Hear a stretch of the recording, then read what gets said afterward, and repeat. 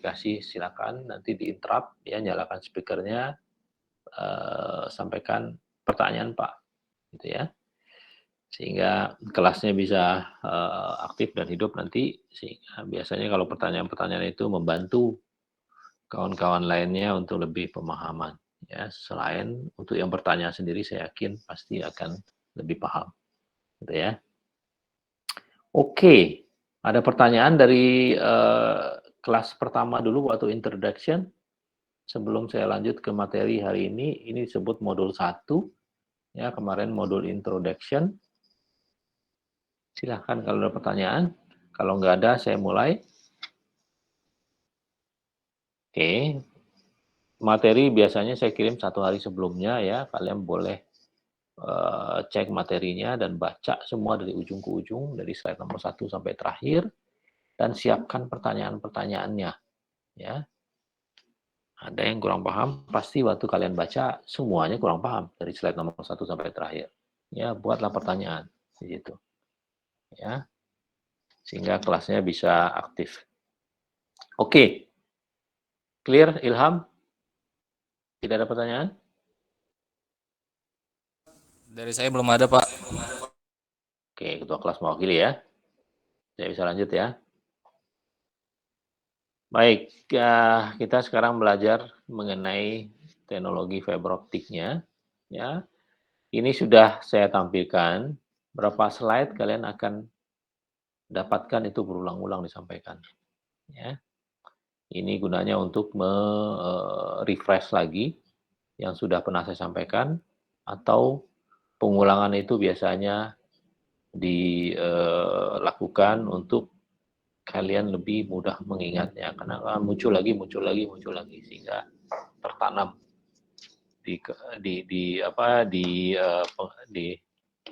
di kalian ya, seperti apa pelajaran yang disampaikan. Nah,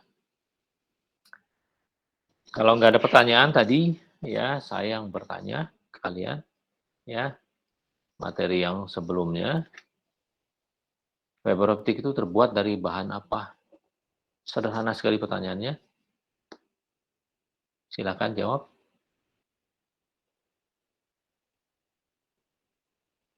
Pernah saya sampaikan di kelas sebelumnya. Pertanyaan sederhana saja untuk trigger dulu supaya kelasnya aktif. Silakan. Kok, waduh, baterai saya habis. Oh, enggak deh. Oke. Kaca, Pak. Oh, good. Ya, terbuat dari kaca ya. Ada yang lain? Siapa tadi yang jawab dari kaca? Videla, Pak. Videla. Namanya Videla Puri, betul ya? Nggak salah ya? Oke. Ada yang lain? Saya bisa jawab?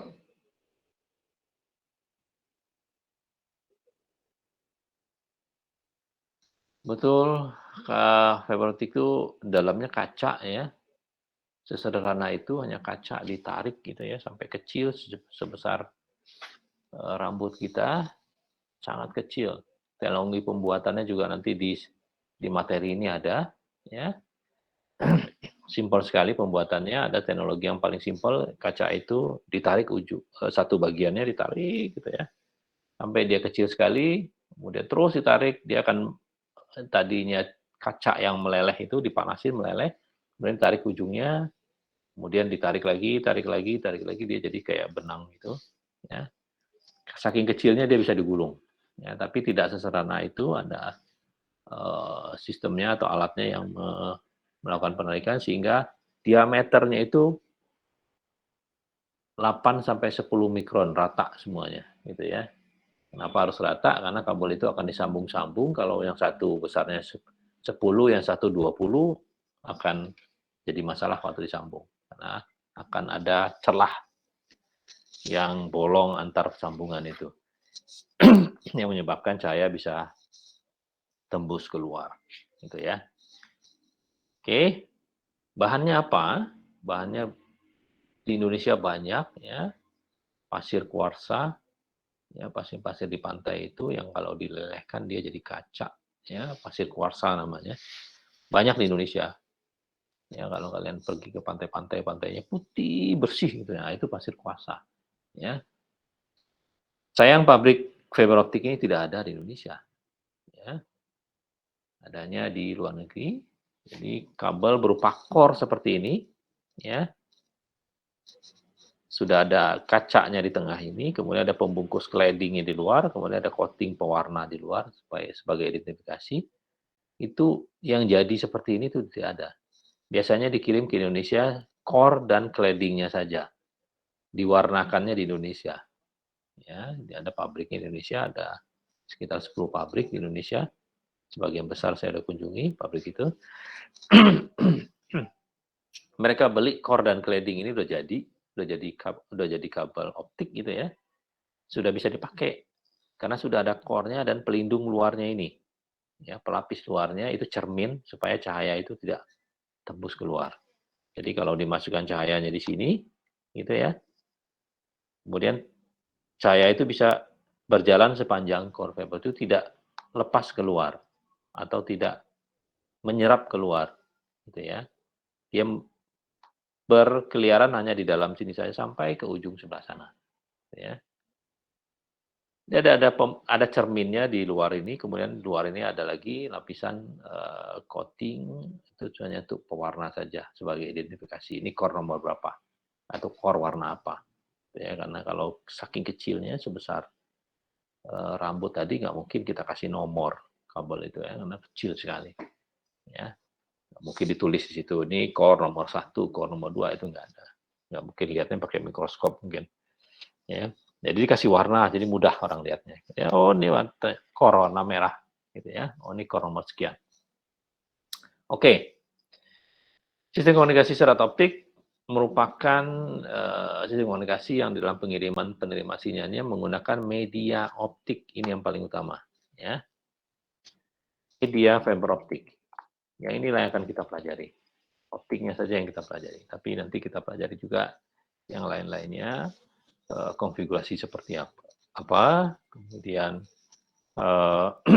perangkat-perangkat yang terpakai bisa apa saja yang disambungkan tentunya. Ini baru medianya. Tentu di ujung-ujungnya, kalau kita pasang optiknya Jakarta-Bandung misalkan, tentu ada perangkat di Jakarta, ada perangkat di Bandung yang disambungkan ke media tersebut. Gitu ya. Sehingga bisa membawa data dari Jakarta ke Bandung atau dari Bandung ke Jakarta. Timbal balik. Gitu ya. Nah, media yang dilewatinya berkaca tadi, yang sudah dibuat aman sekali, ya tidak akan tembus cahaya kalau dimasukkan ke situ, tidak akan nyebar keluar, ya. Dan tersambunglah komunikasi antar dua tempat tersebut, ya. Nah, kalau ini kabel fiber optik, ini core fiber optik ya. Kalau catat beda core dengan fiber optik. Core itu satu buah kabel satu buah ya disebutnya core, nggak ada lagi yang disebutnya yang lain-lain ya, namanya core. Kemudian kalau ini the kabel sudah dibungkus core tadi supaya aman, supaya nggak gampang pecah, nama juga kaca itu paling gampang pecah, ya senggol-senggol pecah, ya ketarik-tarik putus, ya. Ada pelindung-pelindungnya, ya. Itulah yang dibuat di pabrik di Indonesia, ya. Kabel itu dimasukkan ke dalam satu cup gitu ya. Ada pipa kecil sebesar sedotan aqua, itu dimasukkan sampai maksimum 12 core. Kemudian satu kabel ini mungkin banyak cup ya, tergantung jumlah core yang mau dipasang. Satu cup itu juga bisa dipasang 6 core, tergantung kebutuhan. Ya. Kalau saya mendesain dulu, selalu saya desain satu cup itu 6. Ya. Karena lebih fleksibel pemakaiannya. Ya. Terus kalau kita mungkin kabelnya kapasitas besar, ya kita pasang misalnya kapasitas sampai ratusan core satu kabel itu umumnya dipasang satu cup itu 12 core. Nah, dimaksimalkan ya, supaya cupnya nggak terlalu banyak. Tapi kalau misalnya cuma 24 core gitu ya, itu biasanya kalau saya mendesain, saya lebih prefer dipasang satu chip itu 6 core. Ya. Karena nanti kalian akan paham di kelas berikutnya kenapa harus 6 core, nggak 12 core. Ya. Karena itu terkait kepala nanti konfigurasinya. Ya. Kita akan belajar di semester depan mengenai konfigurasi fiber optik, mendesainnya seperti apa. Ya. Dan kabel dengan 6 core per chip itu akan lebih mudah mendesainnya. Teknologi lainnya juga ada, ya kapasitas yang lebih besar sampai ribuan core per chip itu ada, tapi ribuan core per kabel itu juga ada, tapi tidak pakai chip. Ya. Teknologinya disebut ribbon, ya kabel tipenya ribbon. Sedangkan kalau yang chip itu mungkin hanya sampai 216 core totalnya maksimum. Sedangkan yang ribbon itu bisa sampai 3.000 sampai 5.000 core dalam satu kabel yang ukuran satu jempol tangan kita. Ya. Memang kalau satu rambut itu ukurannya, satu core itu ukurannya sebesar rambut tadi 8 sampai 10, setelah dibungkus cladding dan coating itu menjadi sekitar 125 mikrometer atau 1/8 mili. Satu core fiber optik itu, 1/8 mili. Bayangkan 1 mili itu ada 8 core fiber kalau kita susun gitu ya. Jadi jumlahnya kalau kita bundel satu besar gini sampai 3.000 itu ya mungkin sebesar jempol tangan kita, gitu ya. Ada tipe yang berikutnya itu ribbon, tolong Ilham catat ya. Tadi ini mengenai cup dan ribbon tipe 2 ya kalian cari karena di materi setelah ini akan kita bahas detail mengenai cup dan ribbon ya. Di Indonesia ribbon tidak terlalu populer karena core-nya terlalu banyak gitu ya. Kenapa core terlalu banyak? Dulu ya waktu zaman penggunaan core fiber waktu di awal-awal dulu itu menggunakan kabel yang banyak sekali kebutuhannya ya. Tapi dengan makin berkembangnya perangkat, makin berkembangnya teknologi, tidak dibutuhkan banyak-banyak sebetulnya ya. Di Sudirman Tamrin itu hanya dipasang 216 core kiri, 216 core kanan ya. Kalau saya pernah lihat dulu di Jepang itu di pinggir jalan boulevard yang besar itu dia pasang sampai 3.000 core ya. Karena pengaturan core-nya waktu itu belum ditemukan cara memanage core yang efisien ya. Nanti di kelas semester berikut kita juga akan belajar bagaimana memanage core itu supaya efisien pemakaiannya. Ya, jadi nggak perlu banyak-banyak ya. Dulu juga saya mendesain dari Jakarta sampai ke Aceh itu kita hanya desain 48 core saja. Cukup. Lebih dari cukup ya. Semua BTS sepanjang jalan itu bisa tersambung dengan fiber optik ya. Sangat sederhana ya, karena dulu mungkin orang mengaitkan dengan teknologi perangkatnya. Dengan perangkat yang sekarang itu bisa penggunaan core itu sangat efisien, nggak perlu banyak-banyak. Ya, ada satu operator memasang fiber optik Jakarta Surabaya itu 144 core, gede banget ya. Padahal yang dipakai cuma paling 2, 10 mungkin ya, paling besar. Yang lainnya itu semua ngapain gitu. Kan maintenance jadi mahal. Sekali putus misalnya kena putus, kena ada gangguan gitu ya, bisa tertarik misalnya dipotong orang atau ada project sehingga kena pacul gitu misalkan kabel itu nyambung 144 itu nggak bisa sejam 2 jam. Paling cepat setengah hari. Ya. Itu udah ahlinya nyambung itu. Ya, kadang-kadang bisa seharian penuh 24 jam. Itu nggak selesai nyambung 144 itu. Saking banyaknya core-nya. Ya. Karena itu saya lebih prefer masang dulu desain ya. Jakarta Aceh itu kita pasangnya 48 core. Karena kita sudah paham cara memanage core-nya yang efisien. Oke. Kita lanjut, ini secara umum sudah saya sampaikan juga di materi introduction ya. Kita akan belajari yang tengah-tengah ini. Media ini ya. Nah, inilah perangkat di sebelah kiri. Ada pengirimnya, ada penerimanya sebelah kanan. Ya. Jadi ini cahayanya. Ini carrier-nya berupa cahaya, ya ini berupa cahaya. Ini informasinya, ya bit informasi berupa elektromagnetik, ya. Elektromagnetik itu dikonversikan ke cahaya, ya. Di slide berikutnya nanti ada saya jelaskan lebih detail mengenai itu. Nah, kemudian cahaya tadi yang sudah ditumpangkan informasinya tadi, ya berupa bit-bit 1010 udah pasti, ya digital 1010, ya. Jadi cahayanya nyala mati, nyala mati, nyala mati. Bukan nyala hidup ya. Nyala mati, ya. Itu akan dikirimkan di media ini, ya. Akan dikirimkan di media ini berupa cahaya 1010. On off, pasti kayak gitu ya dikirimnya, ya. Tapi tentunya dengan bentuk gelombang cahaya, ya, dengan bentuk tertentu dan panjang gelombang tertentu atau frekuensi tertentu, kemudian dikirimkan, dimasukkan ke kaca ini, core fiber optic tadi, yang kecil sekali sebesar rambut itu. Ya, ada konektornya, cahayanya dimasukin ke situ, dikirim ke tujuan lawan. Ya, mungkin jaraknya pendek, mungkin jaraknya jauh, mungkin jaraknya antar negara, gitu ya. Sehingga sampai ke ujung sebelah tujuannya, dan kemudian dimasukkan ke dalam detektor, kemudian dikonversi lagi ke elektromagnetik, kemudian keluarlah informasinya. Mungkin dikirim dari sini informasinya berupa teks, akan muncul juga di teks di sini. Kalau dikirim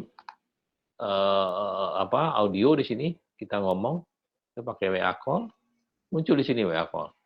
Kita kirim video di sini, atau kita connect ke YouTube, akan lewat di situ dan tengah itu di ujungnya akan keluar lagi video. Itu dikonversikan tentunya dengan perangkatnya, sehingga muncul lagi video di situ. Ya, dikonversikan di perangkat di handphone kita, muncul lagi audionya. Sebelah sana ngomong, ketemu ke kita ngomong di sebelah ujungnya. Selama ini mungkin kita nggak pahami, kita lewat mana sebetulnya ngomongnya ini. Ya, medianya apa tengah-tengah? Kok bisa nyambung saya Jakarta Singapura? Gratis pula lagi gitu ya, karena call-nya pakai WA call. Ya. Dulu nggak kepikir sama kita. Ya. Saya nggak yakin kalian mungkin mulai sekarang sudah harus aware dengan kondisi ini. Ya, karena kalian berada di jurusan komunikasi. Ya, broadband. Sebetulnya lewat mana nih kita mengirimkan informasi tersebut? Ya, mulailah kalian detail pelajari mengenai ini, ya kan? Kalau kalian nanti berkecimpung di dunia komunikasi, ya, atau bekerja di luar komunikasi, akan pasti ketemu optik. Tidak mungkin tidak. Ya, semua sekarang pakai optik.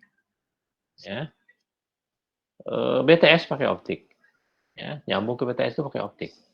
Ya, nyambung ke rumah-rumah, kita pasang internet di rumah, itu pakai optik juga. Ya, kemana lagi? Ke kantor-kantor semua pakai fiber optik. Ya, ke hotel itu tersambung fiber optik, kemudian dipasanglah itunya akses point internetnya, kemudian pengguna hotelnya tanya, saya bisa pakai internetnya? Bisa, silakan. Ya, tentunya disiapkan koneksi dengan kapasitas yang besar karena pengguna hotel banyak. Beda dengan kalau kita di rumah, kita memang tersambung dengan internet di rumah, tapi penggunanya berapa? Bapak, ibu, anak, terus anggota keluarga yang lainnya, atau ada orang lain di sana, berapa orang? Nggak mungkin 100 orang di rumah itu bukan rumah namanya kan. Ya mungkin 10 orang, mungkin 5 orang, mungkin 2 orang tua, 2 anak, 4 orang gitu ya. Nah, tentu kapasitas yang kita sediakan ke rumah tersebut berbeda dengan hotel tadi. Ya, tapi medianya sama semua. Ya. Apakah bisa disiapkan data yang besar di rumah? Bisa. Ya, dengan fiber optik tersebut. Ya, tergantung perangkat yang dipasang nanti di rumah itu. Kalau dipakai untuk berlangganan internet cuma yang kecil saja, ya tentu perangkatnya kecil, gitu ya. Tapi kalau perangkatnya butuhnya besar, tentunya pakai besar juga perangkatnya. Ya, oke. Saya lanjut karena waktu terbatas ya. Ini gambar juga saya sudah sampaikan kemarin, ada transmit dari kiri ke kanan, ya, medianya di tengah-tengah tersebut. Medianya fiber optik, sorry ini salah tulis ya, medianya fiber optik. Yang dimasukkan adalah cahaya ke situ. Kemudian di ujungnya ada konversi dari sumber informasi ke dalam cahaya. Kemudian di sebelah kanan yang gambar box hijau itu adalah detektor cahaya. Kemudian dikonversikan lagi ke informasi sesuai dengan sumbernya. Ya. Oke. Belum saya lanjut ke tempat lain. Ada pertanyaan? Ini masukkan cahayanya ke sini. Berkeliaran lah cahaya itu sepanjang jalan fiber optik ini ya. Bisa mantul ke sana, mantul semacam itu kira-kira, atau dia lurus saja di tengah gitu kebetulan. Kalau kabelnya lurus ya, kadang-kadang kabel itu bengkok di tengah-tengah, ya belok jalannya, ya belok lah. Kabel itu mantul ke sini, sorry sebentar. Kabel itu masuk sini karena kabelnya bengkok, pasti mantul di sini karena ada lapisan luarnya, claddingnya, pemantulnya. Ya, kita lihat di slide sebelumnya. Ini ada cladding. Cladding itu pemantul cahaya supaya nggak tembus keluar, seperti cermin dia. Ya, supaya tetap cahaya itu hanya berkeliaran di panjang kabel fiber optik ini saja. Oke. Nah, saya masuk di sini, akan keluar di sini, kemudian dikonversi lagi dengan perangkat. Ini adalah perangkatnya. Ini perangkat yang di ujung-ujung sebelah kiri dan sebelah kanan. Yang kita pelajari adalah medianya ini. Medianya media fiber optik yang dilewatkan berupa cahaya. Oke. Sebelum kita lihat yang lebih detail lagi mengenai panjang gelombang spektrum elektromagnetik, ya di sisi sebelah sini, ada pertanyaan kalian?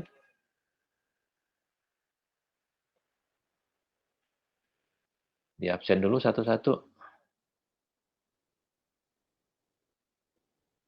Adita hadir? Aditya? Halo Aditya? Hadir, Pak. Hadir. Ada pertanyaan Aditya? Nggak ada, Pak. Ahmad Rifai? Hadir, Pak. Ada pertanyaan? Masih belum, Pak. Aduh. Asrul Hafiz hadir? Hadir, Pak. Ada pertanyaan? Belum ada, Pak. Belum ada? Nggak ada semua nih. Aman kalau gitu kelas ini. Paham semua nih? Atau saya yang tanya? Saya yang tanya ya. Ketiga ini. Adita, Ahmad, Aditya, Ahmad, dan Andafa. Aduh, namanya. Ya. Pertanyaannya. Ini menggunakan satu core fiber optik dari kiri ke kanan tentunya. Ya. Ke sini. Ya, satu cahaya dimasukkan dari kiri ke kanan, tembus sana. Ya. Kemudian tentu ada core yang lainnya, ya, yang digunakan untuk dari kanan ke kiri. Ya, ini biasanya disebut core transmit, ya. Ini core RX, ya. Kalau di sini, kalau di sini disebutnya ini sebelah sini core RX, sebelah sini core TX. Oke, ini berarti dua, ini gambarnya salah, sorry, ini ke sana, ya, keluar, masuk di sini, keluar sana, ya. Yang di sebelah atas adalah ditransmit dari sini, keluar di sini, ya. Oke, pertanyaannya, 3 nama teratas tadi, mungkin nggak kita transmitkan 2 cahaya dalam satu core fiber optik? Kita transmitkan 2 cahaya di sini. Ini cahaya nomor 1, ini cahaya nomor 2. Ini 2. Mungkin nggak?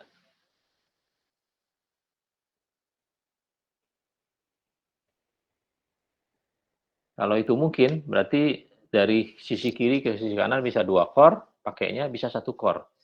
Kalau mungkin. Silakan dijawab. Kalau mungkin, kumaha caranya? Bagaimana caranya?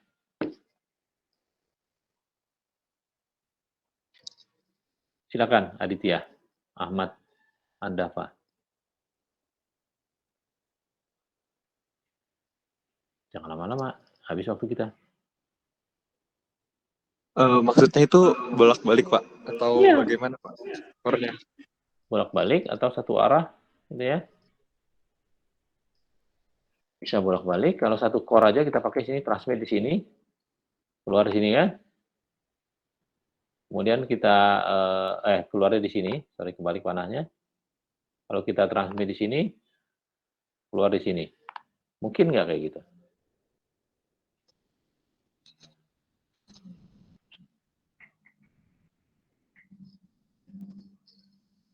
Silakan.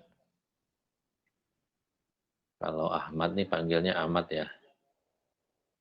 Kalau Anda, Fani panggilnya Anda. Ditya panggilnya biasanya Tio. Silakan Tio, Ahmad, Anda.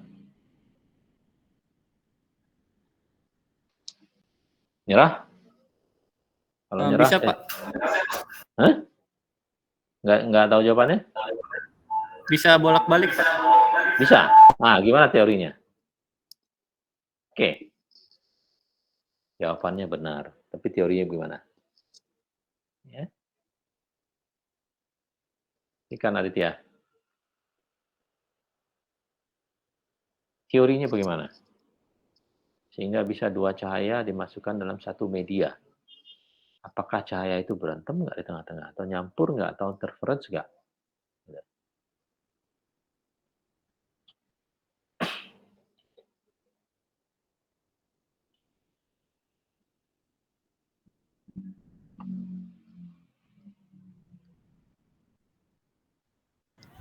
Jadi kabel kedengeran nggak sih? Kena? Silakan lanjut. Jadi kabel fiber optik itu memanfaatkan teknologi yang disebut ini Pak, wavelength division multiplexing atau WDM. Jadi itu bisa memungkinkan pengiriman sinyal secara simultan pada beberapa panjang gelombang yang berbeda di satu serat optik. Oke. Itu jawaban finalnya. Ya, langkahnya canggih nih. Udah sampai ke jawaban terakhirnya. Nanti itu belakangan. Ya, tapi itu jawabannya yang sudah finalnya. Ya, benar jawabannya. Jadi semua sinyal ya, mau sinyal elektromagnetik atau sinyal cahaya, kalau kita kirimkan dalam frekuensi yang berbeda, dia kan tidak saling mengganggu. Betul kan? Jadi frekuensi satu, misalnya kita kirimkan lagi frekuensi satu lagi, dia tidak saling ganggu satu sama lain. Ya. Nah, kalau di frekuensi elektromagnetik itu masih ada superuse namanya, ya, gelombang ikutannya, ya, yang mengganggu. Sedangkan di cahaya itu murni tidak ada, hampir tidak ada, walaupun ada pun kecil sekali. Ya. Jadi kalau kita masukkan satu frekuensi ke dalam satu kabel, mau arah dari kiri kanan atau kanan ke kiri, itu nggak akan nyampur di tengah-tengah. Ya. Dalam media itu akan nyampur, sepanjang frekuensinya berbeda-beda. Ya. Sehingga itulah keuntungan fiber optik, kita bisa masukkan beberapa cahaya. Ya, dengan teknologi DWDM tadi, ya, atau WDM, wavelength division multiplexing, kita bisa masukkan di sini cahayanya banyak banget, ya, bisa puluhan cahaya, maksimum 80, bahkan bisa sampai 100 teknologi yang terbaru. Ya. Bisa 100 cahaya sepanjang frekuensinya beda. Bisa di sini masukin 50 cahaya ke sini, di sini masukin 50 lagi ke sana, dalam core yang sama. Dia tidak akan berantem di tengah-tengah. Tidak akan saling mengganggu, tidak akan interference. Ya. Dia bisa diterima di ujung sebelah sana, bisa diterima di ujung sebelah sini. Tentunya detektornya sebelah kanan ada 2. Ada detektor sebelah kanan, di sebelah kiri juga ada detektor. Transmitter di sebelah kiri juga ada, di sebelah kanan juga ada. Gitu ya. Nah, maksimum satu core fiber optik bisa dimasukkan sampai 80 tadi. Ya, nanti kita akan belajar teknologinya di belakang. Ya, bisa sampai berapa?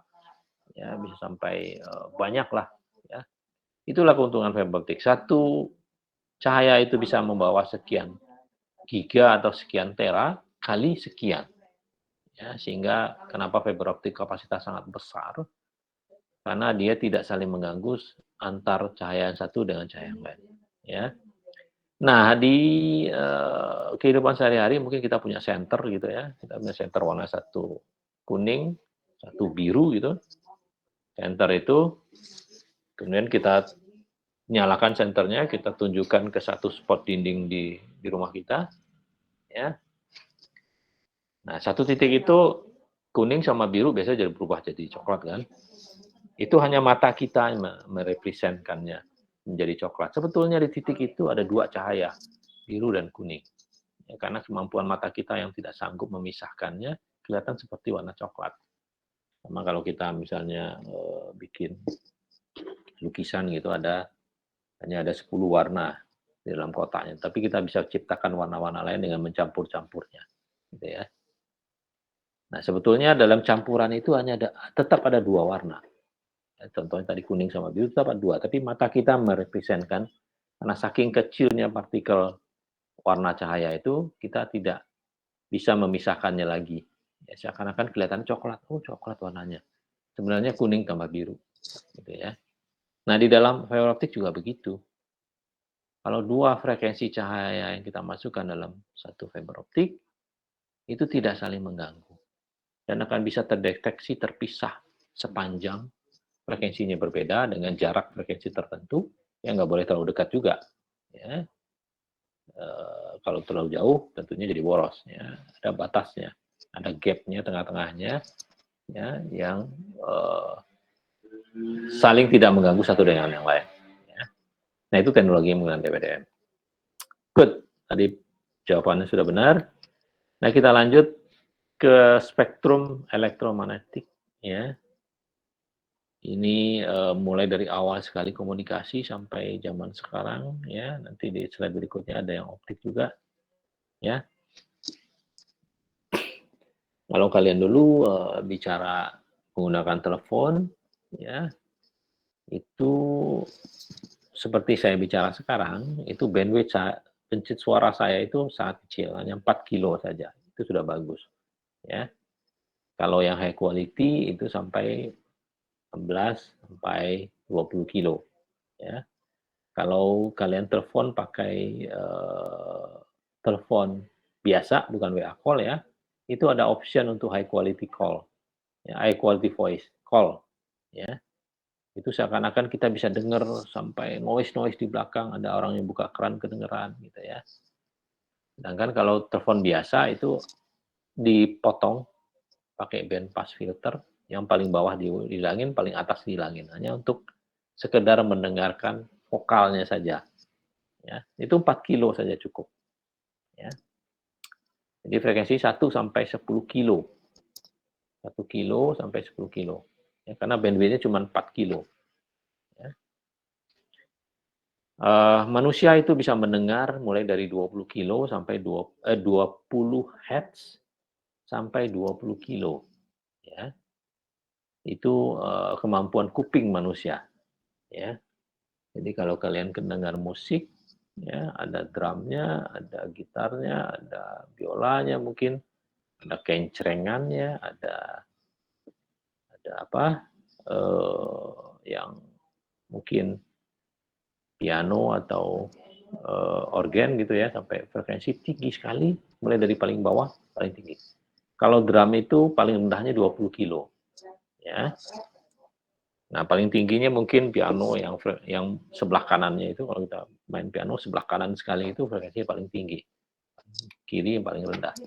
Ya, atau kita pakai di drum itu ada kayak piringan tutup panci gitu, kalau pukul cing gitu kan. Nah, itu frekuensi tinggi banget. Ya. Nah, masing-masing orang kemampuan mendengar itu beda-beda. Ya, itu biasanya kita ketahui kalau kita general check up di rumah sakit. Ada alatnya untuk mengukur ya. Diputar satu frekuensi mulai dari paling rendah, biasanya diputar mulai dari 20 kilo, 10 kilo mungkin ya, 20 kilo, sampai 10 Hz, 20 Hz, terus naik sampai 20 kilohertz. Nah, kita bisa mendengar sampai di rentang berapa, ya. Ada yang hanya bisa mendengar mulai 1 kilo, ya, sampai 12 kilo. Ya, ada yang mulai dari 20. Kalau saya dulu bisa mendengar sampai 20 Hz paling bawah. Paling atas saya sampai 16 kilohertz. Ya. Saya bisa dengar yang suara mendenging kenceng, mendenging halus sekali suaranya gitu. Bukan halus ini ya kenceng besarnya, tapi halus frekuensi tinggi sekali gitu ya. Gitu seperti mendenging. Itu 16 kilo saya bisa dengar. Ya, ada orang yang nggak bisa dengar 20 Hz. Ya, jadi kalau dia dengar musik yang drum itu duk duk duk itu frekuensinya sekitar 20. Itu dia nggak menikmati nikmatnya suara bass ya. Kemudian frekuensi tingginya sampai 20 kilo itu treble-nya ya, kalau kita setting di audio itu ada paling kiri bass, paling kanan treble ya. Nah, itu kalau kita hanya bisa di tengah-tengah aja itu kita nggak bisa menikmati musik itu secara sempurna gitu ya. Beruntung yang bisa sampai menikmati paling rendah sampai paling tinggi. Berarti kupingnya masih sehat gitu ya. Mungkin ada yang terganggu, dia hanya bisa di tengah-tengah aja gitu ya. Nah, itu frekuensi di level suara, kita ngomong kedengaran sama teman sebelahnya. Ya, frekuensinya audio ya 1 sampai 10 ya. Nggak mungkin orang ngomong ada kayak melengkingnya tinggi sekali, itu nggak mungkin. Jarang lah mungkin penyanyi ya. Di atas 10 kilo itu jarang. Ya, jadi biasanya 1 kilo sampai 10 kilo. Beda dengan musik tadi dari 20 sampai 20 kilo. Ya. Nah, itu frekuensi sinyal elektromagnetik yang bisa ditransmisikan lewat udara, keluar dari mulut kita, kedengaran di ujung sana. Kebetulan jaraknya dekat gitu ya. Tapi kalau jarak jauh harus perlu transmisi. Yang berikutnya yang 10 sampai 100 sampai 1 mega itu navigasi biasanya ya. Jadi di laut itu ada navigasi yang dikirimkan. Seperti kalau kita nonton film ada kapal selam itu kedengaran twing twing gitu ya. Di background suaranya itu sebetulnya navigasinya, sonarnya dari kapal selam itu. Nah, itu frekuensinya antara 10 kilo sampai 1 MHz paling besar. Dan tengah-tengahnya 100 kHz itu dikirim. Ting, ting gitu. Kita dengar biasanya kalau di film-film ya. Nah, itu sebetulnya sonarnya di bawah laut ya, atau dia dikirim si sonar itu lewat kabel ya. Kemudian dimunculkan di tengah laut sana, itu bisa dideteksi dari luar gitu ya. Itu biasanya untuk keperluan navigasi di tengah laut, untuk kapal dan segala macam ya. Oke, kemudian berikutnya di atasnya ada radio AM ya, kalau kalian masih suka dengar radio AM ya. Saya suka dengar ceramah, biasanya ada radio AM itu ya. Dia nggak ada di FM, hanya di AM saja. Terpaksa saya biasanya kalau di mobil itu dengerin ceramah itu di radio AM tersebut. Banyak radio sekarang yang terbaru nggak ada AM-nya, hanya FM-nya saja. Ya. Itu masih pakai amplitude modulation ya. Modulasinya, amplitudonya yang dikempeskan gitu ya. Hingga itu di ujung sebelah sana ketahuan, oh ini ngomong A, ini ngomong B gitu. Terbawa oleh AM tadi, amplitude modulation. Ini sangat rentan terhadap noise ya. Radio AM itu kadang-kadang kita lewat bawah underpass saja hilang siarannya gitu ya. Nah, dia sangat rentan dengan noise. Kemudian di atasnya lagi 10 MHz ya. Jadi ada dulu teman-teman yang pakai radio amatir ya. 10 meter katanya. 180 meter gitu. Saya waktu di kuliah dulu saya pasang di tempat kos. Itu panjangnya 180 meter panjang gelombangnya. Itu bisa tembus sampai ke Kalimantan. Ya, bisa saya komunikasi ke orang-orang di Kalimantan, di Malaysia, di Singapura dulu. Oh, hobi malam-malam itu dulu, tapi ibu kos ngamuk biasanya karena listriknya gede. Ya. Jadi kalau kita nyalakan radionya, langsung lampunya, kalau kita tekan mic-nya gitu ya, dia mulai transmit, itu diturun, gitu ya, ibu kos langsung, woi matikan. Kita tunggu dulu ibu kos turun, baru kita tidur, baru kita main radio amatir zaman dulu, tahun 80-an ya. Kemudian di atasnya ada mobile radio, ini mobile trunking, itu tidak dipakai lagi di Indonesia, tidak ada. Ya. Kemudian itu frekuensinya dipakai untuk radio seluler ya. Kemudian di atasnya ada radio FM atau TV VHF ya, TV analog zaman dulu. Sekarang sudah tidak ada lagi, pakai radio TV yang digital. Ya, TV VHF itu frekuensi 100 mega, radio FM itu 100 mega. Ya. Range-nya antara itu. Ya. Jadi kalau kita dengar radio misalnya 100,1 Hz radio apa gitu ya.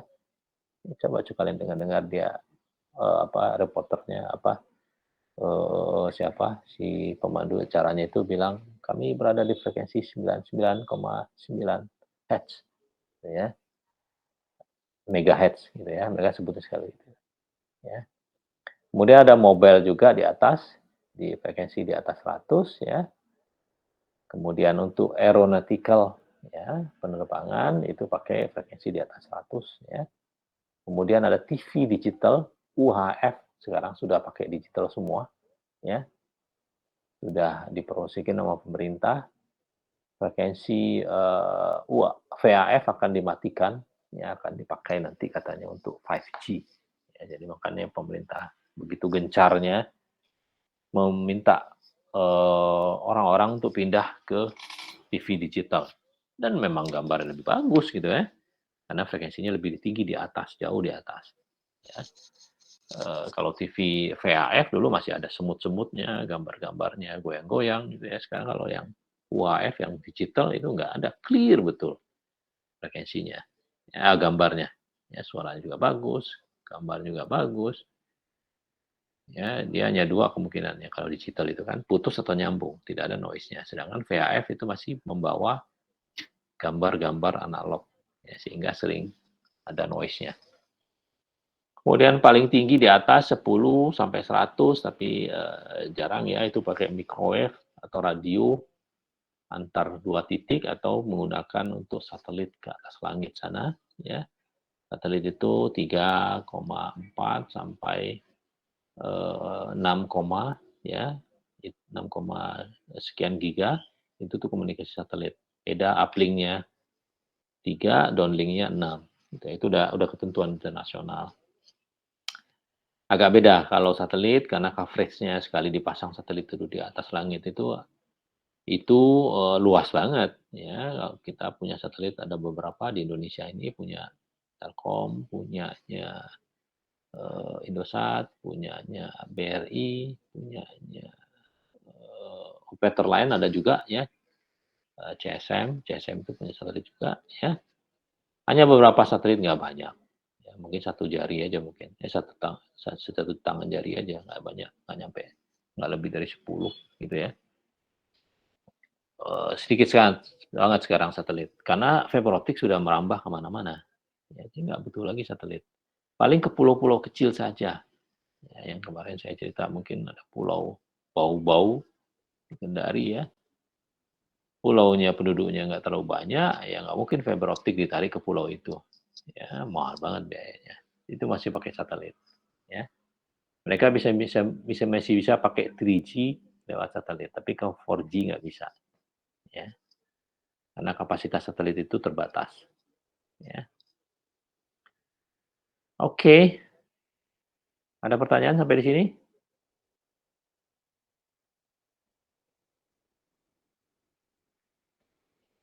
Di mana frekuensi fiber optik? Ya, itu di atasnya lebih tinggi lagi, jauh lebih tinggi. Ya, tapi kalau satelit, kalau optik itu jarang disebut jarang disebut frekuensinya. Yang umumnya disebut adalah panjang gelombangnya. Ya, 800 nano sampai 1600 sekian, ya. Nanometer itu panjang gelombang. Biasanya disebut gelombang, panjang gelombang, tidak disebutkan frekuensinya. Itu secara umum optik disebutnya, tidak disebut frekuensi. Kalau frekuensinya ini 10 pangkat minus 14 sampai 10 pangkat 15 Hertz. Ya. 10 pangkat 14 itu sekian mega, kemudian di atas mega giga, itu nolnya 9, kemudian tambah lagi 3 lagi, 12, itu udah tinggi banget frekuensinya lah ya, sekian ribu Hertz. Ya. Jadi disebutnya, biar sederhana, disebutnya panjang gelombangnya. Ya, nanti kalau kalian berkecimpung dengan fiber optik, kalian transmit di panjang gelombang berapa, gitu ya. Nah, ini dipakai untuk sinyalnya, sinyal bisa infrared yang paling rendah, ya. Masih cahaya yang kelihatan oleh mata itu untuk jarak-jarak dekat, ya, atau jarak yang jauh berupa cahaya laser, ya, sehingga powernya bisa besar dan bisa ditransmitkan jauh, ya. Kalian kalau ingat ada di pinggir jalan itu yang jual senter-senter warna hijau itu yang ke langit itu kelihatan satu garis itu ke langit, itu infrared, ya, masih kelihatan cahayanya, bukan infrared ya, di bawah lagi, itu masih kelihatan oleh mata kita, ya. Nah, itu bisa dimasukkan ke fiber optik, tembus sampai ke ujung sebelah sana. Dimasukin di sini hijau, keluar di ujung hijau sebelah sana, gitu ya. Tapi jaraknya mungkin hanya sampai fiber optik mungkin sekian kilometer, 2 kilometer, 3 kilometer gitu ya. Ada namanya visual photolocator ya, alat center, kayak center. Cahaya yang kelihatan dimasukkan ke kabel optik, ke konektor fiber optik, nanti di ujung sebelah sana tembus cahayanya. Biasanya cahaya kelihatan merah atau hijau gitu. Sehingga kita tahu, oh ini core ini tembus sana di core nomor berapa. Gitu ya. Biasanya untuk mencari pasangannya saja. Ya, itu jarak-jarak dekat. Ya. Misalkan dipasang dari satu titik di titik fiber optik untuk jarak yang pendek, nggak lebih dari 4 kilo, dia ingin tahu di sini menyambungnya core nomor berapa yang di sini nih. Mungkin di tengah ada silang-silang, nggak tahu. Itu udah pakai VFL ya, visual photolocator, sampai ke ujung dan dilihat oleh ujung, oh muncul di port nomor sekian, nah, udah selesai. Ya, mereka bisa identifikasi. Ya. Menggunakan center yang model kayak tadi itu, tapi ada khusus buat fiber optik, ada khusus, ada konektornya, tinggal pasang kabelnya ke konektor itu, konektornya pasang ke alat itu, kemudian nyalakan, di ujung sebelah sana muncul. Pakai yang nyala continuous atau kedip-kedip, sehingga di ujung sebelah sana orang akan tahu. Tapi tentu jaraknya ya dekat, ya, nggak bisa jauh-jauh. Oke. Silakan kalau ada pertanyaan.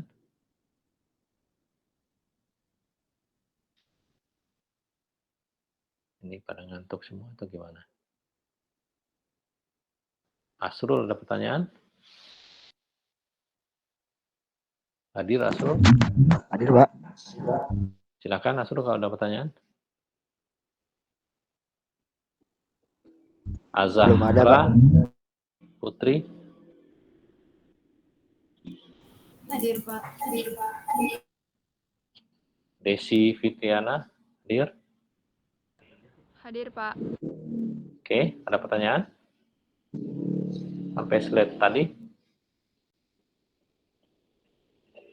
Kalau nggak ada pertanyaan, saya lanjut. Oke. Ini adalah pembeda ya antara sistem yang paling awal sekali, kabel biasa, radio, satelit, sampai fiber optik ya. Pembedanya apa? Ya. Dan kebetulan saya beruntung mengalami semua, mulai dari kabel biasa ya, kabel telepon biasa itu kabel koaksial ya, untuk membawa transmisi dulu dari Jakarta ke Singapura itu pakai kabel koaksial ya, ditaruh di bawah laut, besar kabelnya sebesar kaki kita, ya, sebesar paha kita. Kabelnya kabel tembaga, dilapis gitu ya. sehingga bisa ditaruh di bawah laut. Kalau putus ribetnya setengah mati, ya nyambungnya susah karena kabelnya besar, harus ditarik ke atas kapal. Ya. Kemudian dulu ada kabel mungkin antar sentral digital mungkin di Jakarta itu ya. Itu banyak saya pernah melakukan maintenance dulu dari Gambir ke Manggarai gitu ya. Ada kabel koaksial dipasang di bawah tanah, kabelnya juga besar banget. Ya, sebesar betis gitu kabelnya. Isinya banyak banget kabel koaksial di dalamnya gitu ya. Zaman dulu. Kemudian beralih transmisi itu menggunakan microwave, bisa lebih jauh, bisa lebih simple gitu ya. Kemudian untuk daerah lebih jauh lagi pakai satelit ya. Kemudian berkembang teknologi terakhir menggunakan fiber optik. Ya, kebetulan saya empat-empatnya beruntung mengalami semua, jadi bisa memberi sharing ke kalian seperti apa dulu. Ya, kabel optik yang Jakarta Singapura itu dulu yang pakai coax itu di bawah laut itu kapasitasnya hanya 900 orang bisa berbicara sekaligus maksimum, nggak bisa lebih. Ya. Lebih dari itu nggak bisa, emang channelnya hanya ada 900 channel saja. Ya. Nanti kita pelajari di belakang arti 900 itu apa ya. Karena ada capacity levelnya ya. Nah, kalau kita mau lebih dari itu kita harus pasang satu kabel lagi. Oh, rumitnya luar biasa ya.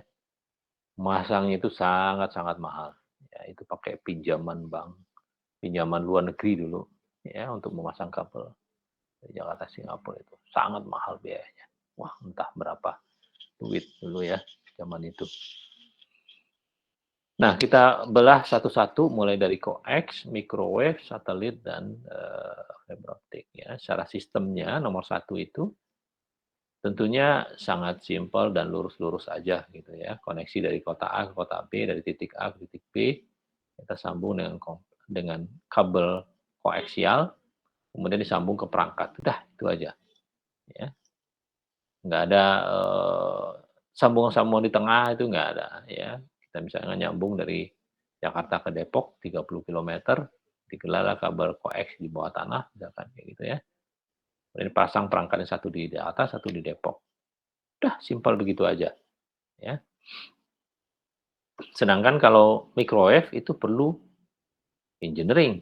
Ya, kita harus cek frekuensinya berapa yang bisa dipakai, ketinggiannya ketinggian berapa, ya, kemudian clearance-nya dari titik A ke titik B itu ada gedung nggak di tengah-tengah, ya, atau ada gunung nggak di tengah-tengah, ya, yang bisa mengganggu sinyal itu, ya. Atau kalaupun nggak ada di tengah-tengahnya ada danau misalkan, dari titik A ke titik B kita pasang radio nyebrang danau, itu radionya khusus, ya, karena uap air itu akan memblok sinyal elektromagnetik yang lewat di tengahnya. Pada saat kondisi tertentu, ya mungkin sangat panas sekali, mungkin muncullah di situ kayak dinding sampai terblok itu sinyal elektromagnetik itu. Ya. Jadi perlu detail engineering ya, kemudian satelit juga begitu, lebih rumit lagi. Satelit itu mendesainnya 3 tahun, memproduksi 1 tahun, 4 tahun baru bisa di launching ke atas langit. Ya. Bayangkan, pembuatannya, mendesainnya aja 3 tahun. Jadi karena semua satelit itu custom, nggak ada yang sama kayak radio microwave atau koaksial itu sama semuanya. Kita pakai koaksial buat antena TV itu yang RJ apa ya, RJ58 ya, yang TV itu antena TV, ya udah itu aja. Nggak perlu lagi rumit-rumit. Pokoknya dalamnya ada kabel koaksnya, dilapis luarnya pakai PV, ya PVC, kemudian dilapis lagi pakai kawat kayak kayak jaring-jaring gitu, lapis lagi di luarnya pakai PE, polyethylene. Udah selesai. Sederhana itu. Ya, sedangkan satelit nggak bisa. Kita harus desain betul semuanya, mulai dari powernya, solar cell-nya, kemudian radio frekuensinya, ya, kapasitasnya harus di-define dari awal. Ya, nanti mau ditempatkan di mana, di koordinat berapa, beda lagi dengan koordinat yang lain. Ya. kemudian coverage-nya berapa, ya, karena antenanya nanti akan beda, lebar antenanya itu di atas akan beda, ya, sesuai dengan panjang coverage-nya. Ya. Umumnya panjang sih. Satelit itu lebar biasanya, sekali dipasang kayak kemarin dipasang di atas Kalimantan, di atas Pulau Bontang itu ada satelit satu, ya, karena satelit itu selalu dipasang di khatulistiwa, nggak mungkin dipasang di atasnya atau di bawahnya, terbang hilang satelit itu, kalau nggak hilang ke atas, kalau nggak jatuh ke bawah. Nah, yang titik paling stabil magnet bumi ini dan gaya tariknya ke benda-benda langit lain itu adalah di khatulistiwa. Karena berputaran bumi itu di khatulistiwa, ya. Tidak pernah matahari itu putar dari kutub utara ke kutub selatan, enggak. Tapi di khatulistiwa. Kita berada di khatulistiwa, kita beruntung, jadi bisa pakai satelit. Daerah-daerah sana agak sulit, ya, dapat sinyal tapi kecil sekali. Ya, karena satelitnya pas di atas khatulistiwa tapi di kutub mau menggunakan itu. Nah, itu susah, ya. Oke, bisa juga dengan teknologi lain yang menggunakan satelit yang low orbit namanya, tapi tidak tidak sehandal kalau kita pakai di khatulistiwa atau di jalur geostasioner namanya, ya. Itu di atas satelit, di atas khatulistiwa, ya. Itu engineering-nya pasti khusus, ya. Nah, kita beralih ke fiber optik, sangat simpel, ya. Kabelnya kecil, gitu ya. Tinggal pasang, sambung sudah ada alatnya, alat sambungnya, ya. Kapasitasnya besar dan segala macam. Simpel aja kita sambung Jakarta Depok, gitu misalkan. Ya sudah, gelar aja sepanjang jalan Pasar Minggu itu, udah selesai, ya. Nggak terlalu rumit-rumit. Yang gali cuma tukang gali aja, nggak perlu engineering luar biasa, gitu ya. Beda dengan satelit.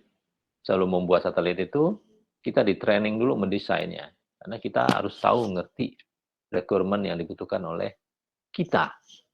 Ya, biasanya kalau teman-teman saya dulu di satelit itu 6 bulan training ke pabriknya untuk mendesain satelit. Karena kita harus ngerti dulu kebutuhan kita apa.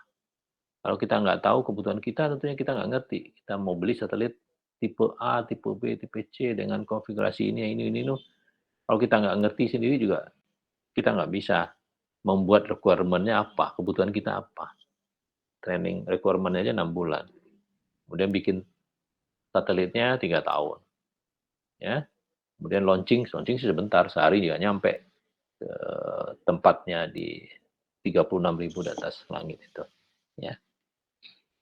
Oke, kita lanjut. Reliability, ya, coax, relatif lah ya. Di sini disebut high reliability kalau jaraknya pendek. Ya, kita gunakan untuk antena TV gitu dari atas ke bawah, ya siarannya bagus, clear gitu. Reliable dia, ya, jarang terganggu, jarang interference, gitu ya. Microwave, tentunya khusus ya, perlu dipelajari, ya. Kadang-kadang naik, kadang-kadang turun, gitu tergantung cuacanya. Kalau hujan besar, hilang itu, putus, pasti putus radio itu. Ya, nggak ada ceritanya radio tahan hujan tuh nggak ada. Belum ada saya temukan radio yang tahan hujan. Ya, kalau hujan ada partikel-partikel air turun secara banyak itu di depan antenanya, itu kan memblok sinyal elektromagnetiknya, nggak nyampe ke ujung sebelah sana, ya, hilang dia, ya, drop dia, ketutup sama partikel-partikel air tersebut. Satelit sama, ya, dia mungkin lebih handal ya sistemnya, karena biasanya karena dia tempatkan di atas sana, tentu kualitasnya kualitas yang khusus ya, di atas military standar lagi. Ya, ada standar biasa, standar military, ada di atasnya lagi. Karena sekali ditaruh ke atas sana nggak mungkin kirim orang untuk perbaikinya. Ya. Jadi ya sudah, ESIS dikirim selesai, ada rusak, dia akan pindah modul ke modul lain, dah gitu. Ada bisa diperintahkan untuk dia gunakan modul cadangannya. Tapi modul yang cadangan rusak tadi nggak bisa kita ganti, ya udah, korbankan saja, tidak bisa dipakai lagi, kapasitas berkurang, misalkan kayak gitu ya.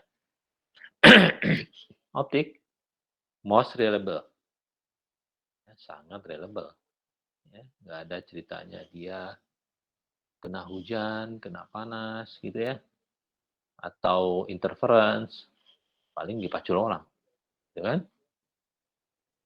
Paling dipotong orang, misalkan ada orang iseng, vandalisme, ya, potong nggak boleh. Ini kabel apa sih? Coba dipotong, dia mau lihat, aduh, oh ternyata ini itu kabel nggak ngerti gitu kan? Udah tinggal taruh aja, gitu ya. Atau dia pakai di jembatan gitu nyebrang itu pakai besi, mau diambil besinya, kabelnya terpaksa dipotong dulu baru besinya diambil, ya, kabel terganggu. Itu terpaksa harus sambung lagi dan simple banget nyambungnya, ada alatnya, udah semua computerized, ya. Ambil siul-siul aja biasanya yang nyambung itu. Tapi dia secara sistem sangat reliable.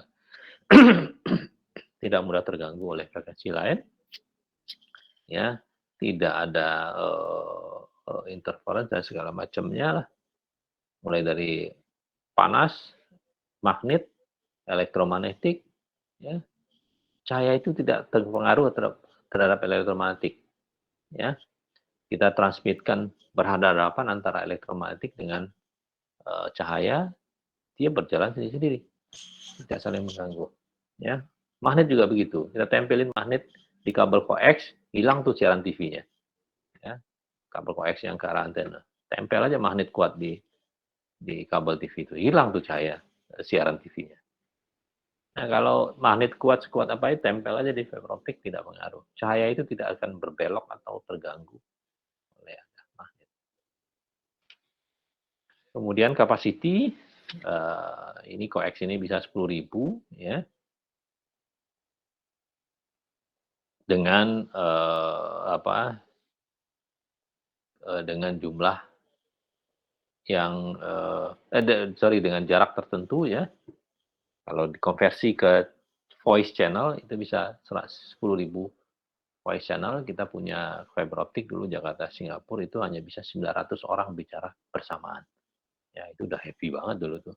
Bisa nyambung ke Singapura dengan kualitas suara bagus gitu. Ya, zaman tahun 80-an itu hanya maksimum kalau coax itu hanya 10.000. Microwave 1.800, ya. Paling banyak, ya, nggak bisa lebih. Kalau mau lebih ya pasang lagi satu sistem lagi, satu set lagi. Satelit tergantung jumlah transpondernya. Ya, di situ ada 1.332 channel per transponder. Ya. Itu ada konversinya, nanti bisa kita hitung di belakang. Ya. Satu transponder itu biasanya isinya 36 mega, 18 iwan, 1 iwan 64 kali 18. Nah, kira-kira kayak gitulah angkanya. Ya. 1.332 per transponder. Ya. Paling besar satelit di Indonesia itu dipasang 40 transponder. Ya, 40 berarti sekitar 50.000 pembicaraan sekaligus. Ya, tapi biasanya satelit itu walaupun dipasang 40 transponder, nggak semua juga bisa dipakai buat komersial. Ya, biasanya adalah macam-macamnya. Ya, ada untuk non komersialnya. Contohnya untuk pertanian, misalkan untuk navigasi, untuk militer dan segala macamnya. Ya, mungkin berapa dipakai untuk itu yang non komersial, berapa dipakai untuk komersial. Ya. Oke. Kemudian optik ini sebetulnya kalau dikonversi ke teknologi yang lama itu 20.000 pembicaraan sekaligus, ya. Kalau teknologi yang sekarang sampai jutaan channel sekaligus bisa dipakai, ya. Jakarta Surabaya itu udah sekian tera, ya. Penduduk Jakarta mungkin 10 juta orang. Bicara 10 jutaan sama orang Surabaya juga bisa sekaligus, ya. Karena kapasitasnya udah besar banget Jakarta Surabaya itu. Ya, sudah sekian ratus tera Jakarta Surabaya itu. Jadi optik itu biasanya disebutnya kapasitasnya unlimited. Yang membatasinya apa? Hanya perangkatnya di ujung-ujungnya. Ya. Kalau kita bicara seperti ini, hanya perangkat di ujung-ujungnya ini saja yang pengaruhi. Kapasitasnya berapa, itulah dia kapasitasnya. Sedangkan medianya sendiri tengah-tengah ini tidak punya kapasitas, ya. Dia hanya melewatkan saja, ya. Makanya tadi saya ada pertanyaan, berapa buah cahaya yang bisa lewat, ya. Satu cahaya itu 1 lambda. Ketua kelas tolong dicatat, 1 lambda cahaya, di-share ke teman-temannya nanti dicari. 1 lambda cahaya, ya bisa sampai 80 maksimum. Itu tergantung karena perangkatnya hanya bisa sampai 80, bukan ininya, ya. Karena terbatasan dari perangkat ujung-ujungnya, ya. Jadi kalau saya sebut optik itu kapasitasnya adalah unlimited, ya. Noise performance pasti koaksial sangat pengaruh, ya, tergantung kualitas bahannya, ya, karena kalau kita lihat innernya itu kabel tembaganya, kemudian tutup dengan PV, ya, kemudian tutup lagi dengan di luarnya ada grounding-nya untuk menghindari noise masuk situ. Jadi pasang grounding di luarnya kayak jaring-jaring gitu ya. Kalau kita buka kabel antena TV itu kan ada jaring-jaringnya di luarnya. Atau kabel RG58 itu kita buka, nah itu groundingnya, itu menghindari frekuensi dari luar masuk. Ya. Kemudian kalau radio sangat tinggi noise-nya, ya, hujan noise, kemudian panas noise, kemudian uap air yang lewat di depannya noise, burung lewat juga di depannya noise juga, ya. Burung misalnya burung besar lewat di depannya, gitu. Pas di depan antenanya, itu pengaruh. Kan flicker, ya, karena terputus sebentar, apalagi. Ya. Kemudian satelit sama dengan microwave, ya, sangat sangat mudah terganggu atau noise, ya. Jadi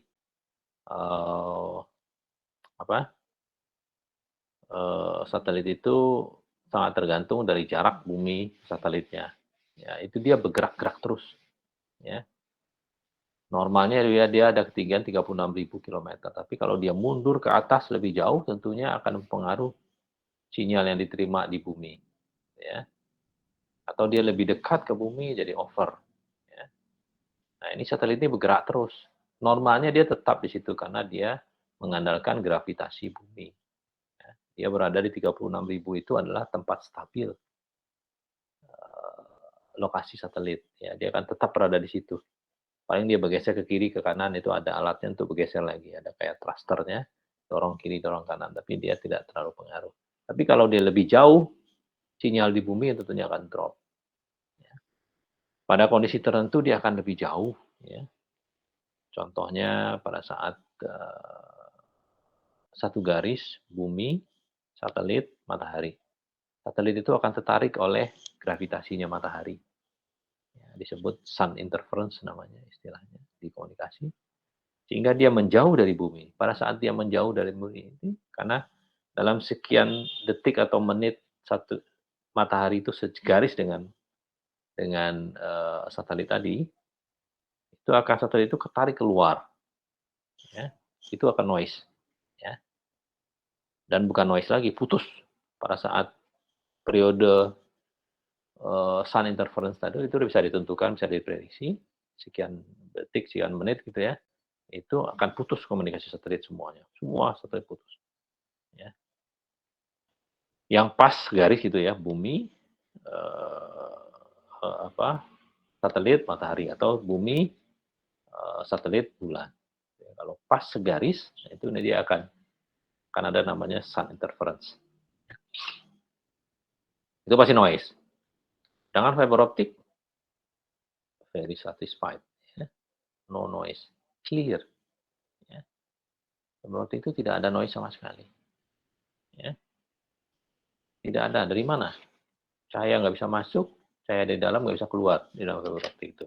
Hanya cahaya yang dilewatkan itu aja yang berada di dalam itu. Kecuali ya, kualitas fiber optiknya jelek. Ada partikel-partikel pasir anomali gitu dalam core fabric itu kecil gitu. Itu mungkin terjadi, ya, tapi sekarang jarang, ya, karena fiber optik sekarang kualitasnya pembuatannya sudah tinggi sekali kemurniannya. Kalau kaca kita di rumah itu muninya sangat rendah. Ya. Kalau core fiber optik itu murni sekali, sudah sangat teknologi pemurniannya luar biasa. Ya, sehingga bersih sekali dan tidak ada lagi partikel-partikel anomali yang berada di sepanjang jalur fiber optik. Kalaupun ada itu bisa menyebabkan noise, tapi jarang sekali. Ya. Saya rasanya berpuluh tahun kerja di komunikasi belum pernah menemukan ada core fiber optik, tengah-tengahnya ada pasir aneh gitu ya, yang menyebabkan suara itu cahaya itu terpantul, pantul, hilang, pencar gitu ya. Belum pernah. Ya. Oke, very certified, bare-nya itu bit error rate-nya 0. Tidak pernah ada error. Kita mengukur biasanya kalau setelah kabel itu dipasang, diukur pakai alat, itu bare-nya harus 0. Ya, mau dari mana ke mana aja, dari Jakarta Bandung, Jakarta Surabaya, ya, Jakarta Singapura, Jakarta Amerika.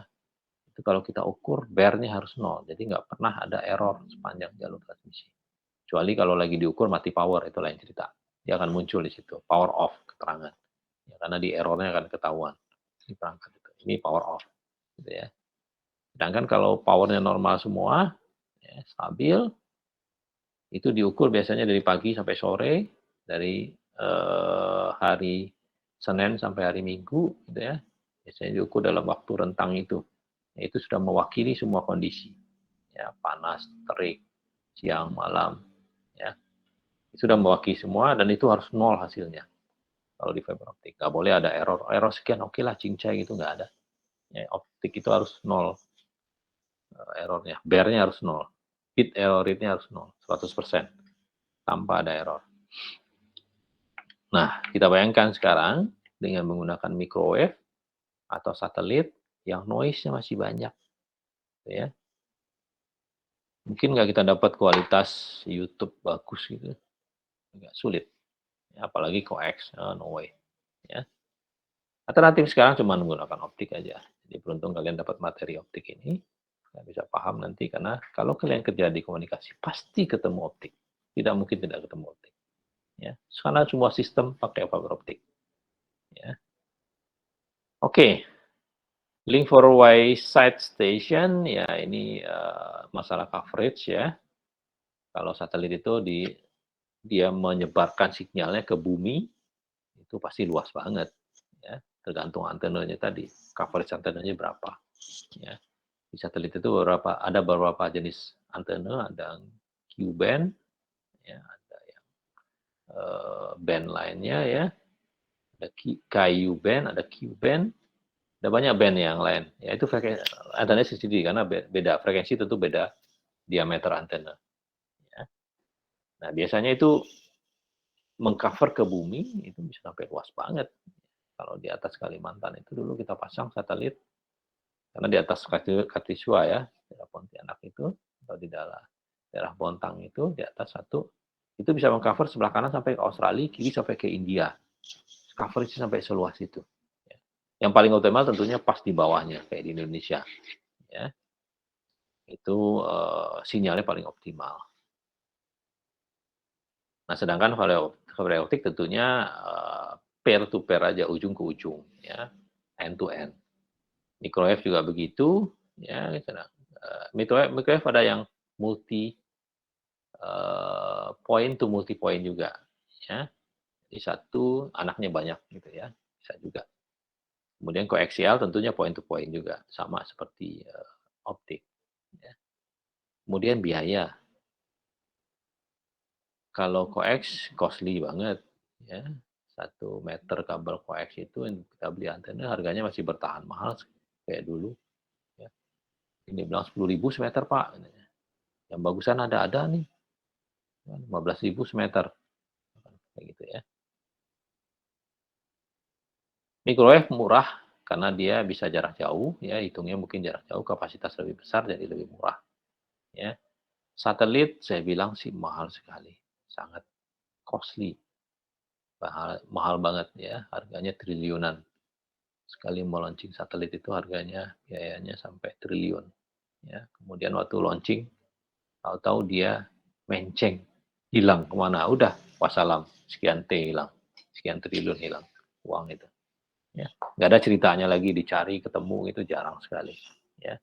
Dulu pernah tempat saya kerja waktu launching, tahu-tahu satelit itu menceng, bukan hilang, menceng, ya, nggak di jalur dia lewatnya gitu ya, belok sana, wah, mengembalikannya lagi ke jalur aslinya itu perlu effort yang luar biasa, ya, perlu bahan bakar di dalam satelit itu untuk membelokkan lagi ke jalur yang aslinya. Nah, bahan bakar itu akan menentukan umur satelit itu, ya. Jadi satelit itu kalau dia menceng, bahan bakarnya terpakai untuk belok lagi ke jalurnya, sehingga umur satelit itu dari aslinya 15 tahun, umumnya satelit itu umur 15 tahun, berkurang hanya jadi 9 tahun.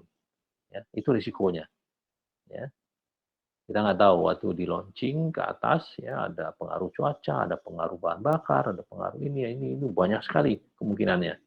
Makanya saya bilang costly, sangat mahal. Sangat luar biasa mahal. Fiber optik sangat murah. Ya. Lebih murah dari selang air. Ya. Harganya mungkin 1.000, perak mungkin nggak nyampe 1.000 kalau yang satu core yang ke rumah-rumah itu. Ya mungkin 500 perak per meter. Lebih murah dari selang air, bayangkan aja. Selang air kita beli 5.000 meter katanya. Ya. Sudah, kita anggap oke lah. Optik itu lebih murah dari itu. Ya. 24 core itu harganya cuma Rp6.000. 24 core. Kemudian yang kapasitas besarnya yang 144 itu sekitar 25.000 atau 30.000 per meter. Ini sangat murah lah, ya. Masih lebih murah dari selang air. Kemudian instalasinya, ya, kalau coax, ya penanamannya, kabelnya atau dipasang di tiang kayak gitu ya. Kalau microwave, tentunya pemasangannya lebih mudah, ya. Sepanjang towernya ada. Kalau nggak pasang tower itu lama, ya nggak bisa sebulan 2 bulan, ya. Kemudian satelit, nah ini pendek banget waktu kirim ke langit itu. Sehari juga nyampe, langsung pas sampai di posisinya, udah on, selesai. Ya. Tapi biasanya kita di bumi ini pada saat launching itu sport jantung. Ya. Harus banyak berdoa. Ya.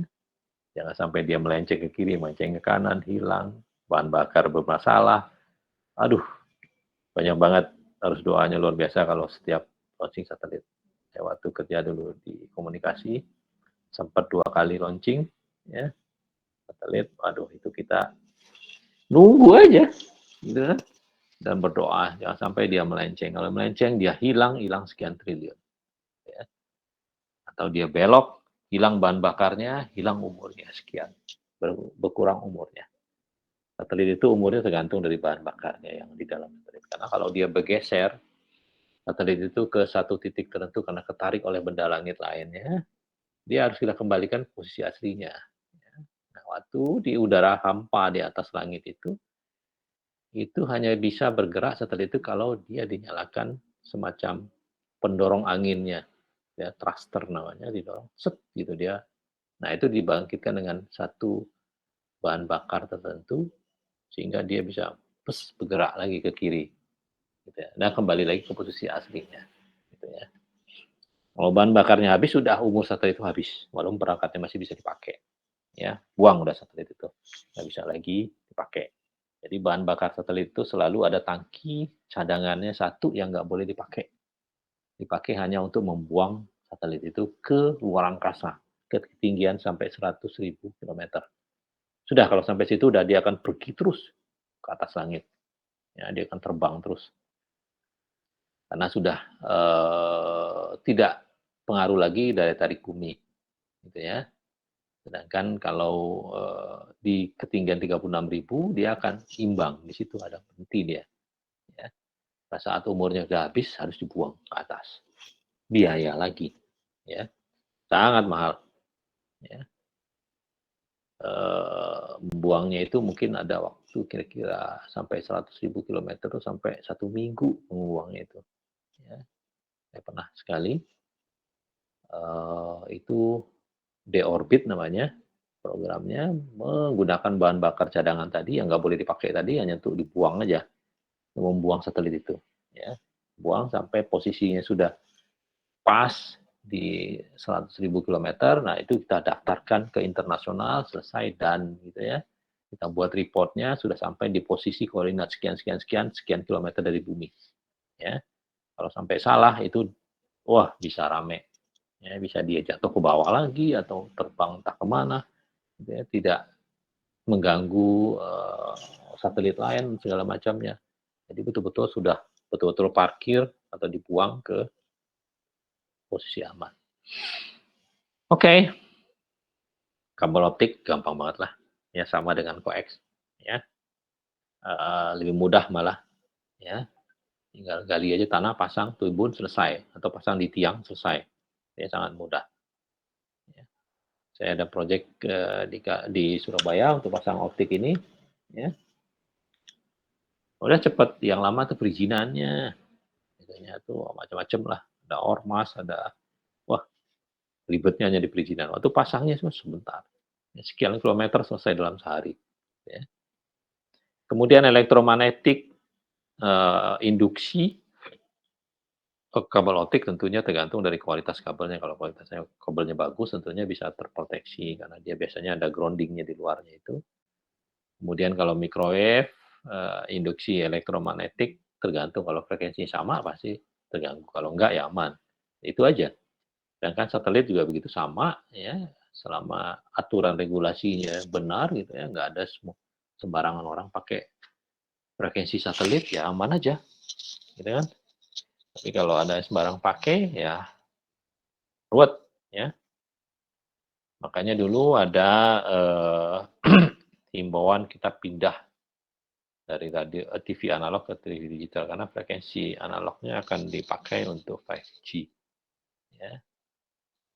Atau ada orang sembarangan pakai frekuensi kemudian ditransmitkan ke langit, itu mengganggu satelit. Ya. Atau di terrestrial pakai frekuensi satelit, akan mengganggu downlinknya satelit. Sinyal turunnya dari satelit itu akan terganggu. Ya. Kemudian kalau optik ya nggak ada, ya sama sekali tidak ada, clear. Kemudian paling bawah ini soal band system atau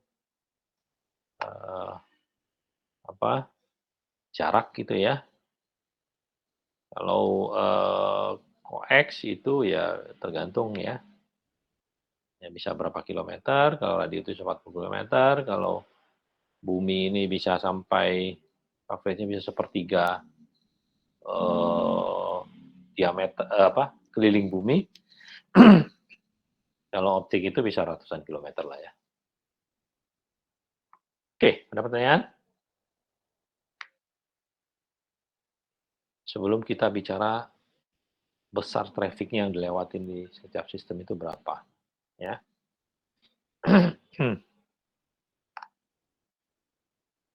Saya masih tersambung kah?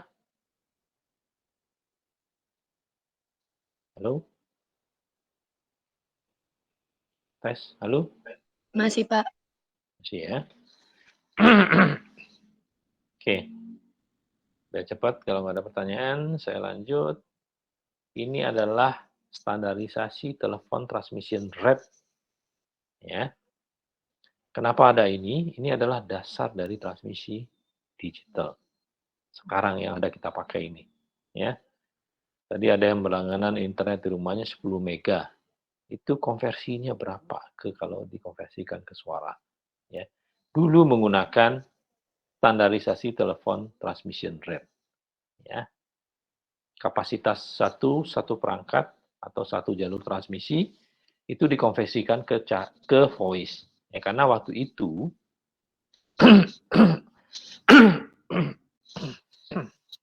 hanya bisa ada aplikasi voice saja, telepon saja, tidak ada yang lain-lain. Ya. Tidak ada internet, tidak ada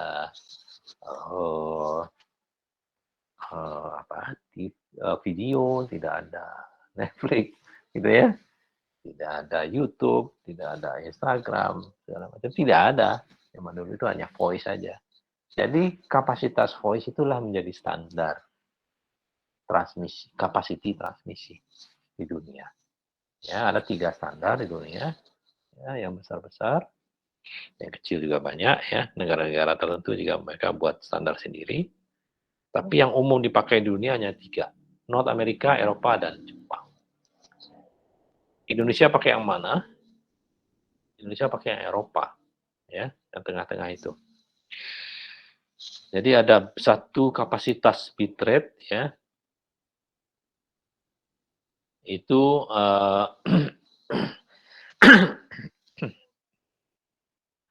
itu 2 mega atau 2048, 2.048 mega atau 2048 kilo bit per second. Itu kalau dikonversikan ke suara, ya, kalau traffic voice itu bisa masuk 30 voice. Ya. Tolong perhatikan, ya. Kemudian kapasitas lebih besar lagi, kelipatan 4 dari 2 mega tadi, itu menjadi 120 channel voice, 8,4 mega. Itu kapasitas trafficnya. Trafficnya saja ya, kita bicara trafficnya saja. Kemudian berikutnya 34, tapi di 34 nggak dipakai di Indonesia. Indonesia agak banci dikit ya. Dia pakai Eropa sebagian, North Amerika sebagian. Ya. Jadi kita lihat di sini ini pakai yang 2 mega, 8 mega, kemudian 4 ke 45 mega, kemudian ke 39 baru ke sini. 34 ini tidak dipakai standar Eropa yang ini. Ya. Kenapa? Ini tergantung dari desain perangkatnya. Ya. Desain perangkat yang banyak di Indonesia seperti ini, belok dari sini ke sini. Ya. Tidak menggunakan 34 mega di hierarkinya. Ya, hierarki levelnya, level 1-nya 2 mega, level 2-nya 8 mega. Kemudian di level 3 kita pakai bukan 4 kali 8 yang hasilnya misalnya yang 4 kali 8 itu harusnya hasilnya 34 ya. 8,4 kali 4 mestinya hasilnya 34, tapi tidak ya, kali 5 dia. Ya. Ke sini perginya. 44,7. Ya, nggak nyampe kali 5. Ya. Kemudian belok lagi ke sini ya. 4 kali 3 kali 45 ke 39, kemudian 4 kali 39 ke sekitar 565 megabit per second. Ya. Nah, inilah hierarki standarisasi telepon dunia dan itu dipakai sampai sekarang sebagai standar bitrate. Ya. Jadi tadi ada yang berlangganan 10 mega di rumahnya, berarti sekitar 5 kali 2 mega. Ya. Kapasitas itu yang dipakai ya sebagai standar bitrate-nya 5 kali 2 mega. 5 kali 2 mega yang ini. Ya. Nah, itu kalau dikonversikan dulu itu setara dengan 30 channel voice bersamaan. Bisa dipakai. Oke. Ini standarisasi yang dipakai di Indonesia. Ya, sampai saat ini masih dipakai. Ini standarisasi synchronous digital hierarchy ya. Nanti kita akan belajar mengenai itu lebih detail di belakang ya. Nah, ini akan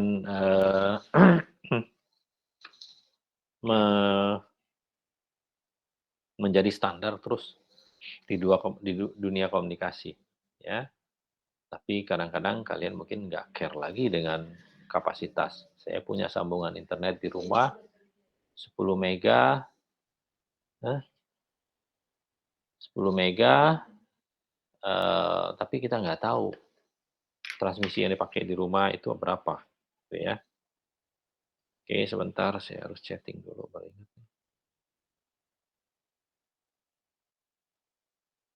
Bentar ya.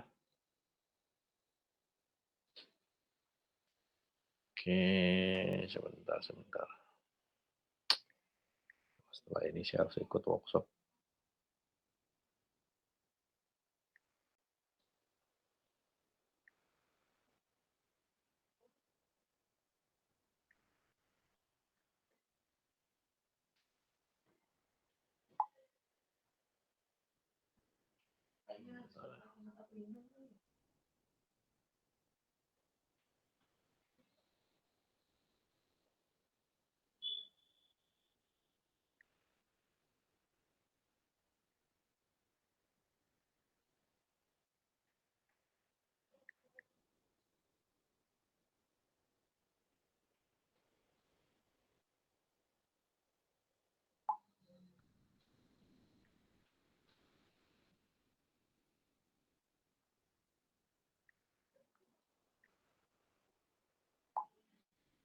Oke, lanjut. Ini level berikutnya ya. Di Indonesia dipakai standar Eropa SDH, Synchronous Digital Hierarchy ya. Ini yang kiri ini North Amerika dan Jepang, dia pakai Sonnet ya. Nah, di Indonesia pakainya ini. Satu STM1 itu adalah yang satu yang ini. Ini trafficnya 139,24 ya. Kemudian plus beberapa informasi tambahannya sehingga kapasitasnya menjadi 1 STM1 atau 155,52 mega. Ya. Ini tadi yang 45 mega tadi, 44, sekian dengan overhead menjadi 51. Nah, 1 STM1 ini kapasitas traffic plus overhead-nya ya, data-data pendukung lainnya. Jadi setiap data itu dikirim satu blok 155 mega itu ada overhead-nya. 2 mega di bawahnya juga ada overhead-nya. Kemudian 8 mega juga ada overhead-nya. Sehingga kalau total menjadi 155 mega. Semua total overhead-nya. Nanti di belakang kita akan pelajari detail di materi berikutnya. Kemudian berikutnya STM4, STM16, STM64. Nah, STM64 ini 10 giga. Ya. Ini 10 giga. Itu kapasitas terbesar dari SDH. Ya, ada STM256 ya, 40 giga tapi nggak berlanjut teknologinya. Udah pindah ke IP, sudah ngomongnya langsung sekian giga, sekian tera. Gitu aja. Nggak pakai level ini lagi. Tapi semua transmisi ini mengacu ke level bitrate ini. Ya. Contohnya radio, IP, walaupun di IP, radionya hanya kapasitasnya 155, maksimum. Nggak bisa lebih dari itu. Ya. Mau dikasih lebih besar, nggak akan bisa ke bawah. Karena keterbatasan frekuensinya. Ya. Jadi kalau kita butuh transmisi radio satu titik ke titik lain, lebih 300 mega butuhnya, ya pasang 2 radio. Nggak bisa kita satu radio, kita pasang kapasitas yang besar. Tidak ada. Nah, ini kemudian bisa berlanjut sampai ke bawah, itu hanya dimungkinkan dengan teknologi fiber optik. Sampai giga, tera, penta, itu menggunakan fiber optik. Ya. Oke? Ada pertanyaan lagi? Silakan sebelum saya lanjut.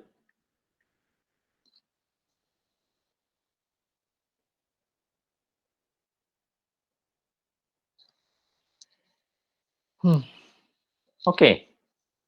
Ini sama seperti gambar sebelumnya. Ya. Medianya di tengah-tengah sini. Tentunya optiknya. Ini perangkat di sebelah kanan, ini perangkat di sebelah kiri. Gitu ya. Nah, kita bicara di tengah-tengah ini. Ya. Kita bicara tengah-tengah itu. Jadi ada sinyal yang dikirimkan ke media fiber optik berupa cahaya. Ya. Sedangkan di semua device yang kita punya itu menggunakan sinyal elektromagnetik. Ya. Jadi ada perangkat yang sebelah kiri ini dan sebelah kanan itu menggunakan konversi dari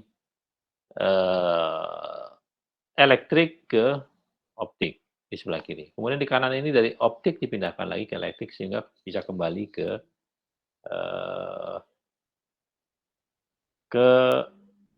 informasi aslinya, ya. Nah, Di sini terjadi konversi-konversi dan kemudian dibawa lewat media, kebetulan medianya kaca, pasti sinyal yang dikirim di situ berupa sinyal cahaya, ya, atau optik. Ya. Optik itu ada cahaya, ya. Nah, dibawa di fiber optik tersebut sehingga lewatlah sampai ke ujung, dikonversi lagi jadi aslinya. Kalau di kiri disebut kita kirim teks, di ujung sebelah kanan keluarnya teks, ya kita WhatsApp misalkan. Atau saya voice call gitu lewat WA, di ujung keluar lagi voice call. Mungkin di sebelah kiri pakainya handset, handphone itu sebelah kanan pakainya notebook, itu kan bisa aja, ya. Tapi semua konversi dari analog to digital, electric to optik, optik to elektrik lagi, ya. Oke, kita lanjut. Kelebihannya dan kekurangannya, ya. Fiber optik itu ini tentunya harus jadi kita mengerti kenapa kita harus pakai fiber optik, atau ada nggak kira-kira lainnya, media lainnya yang bisa menggantikan optik, ya. Sampai saat ini belum ada, ya. Belum ada media transmisi lainnya yang bisa menggantikan optik. Saya belum ketemu, ya.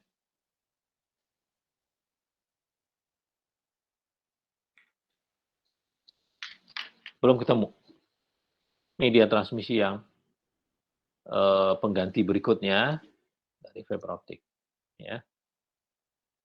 Menurut saya pribadi itu adalah teknologi terakhir sekarang. Belum ada lagi yang berikutnya, ya. Karena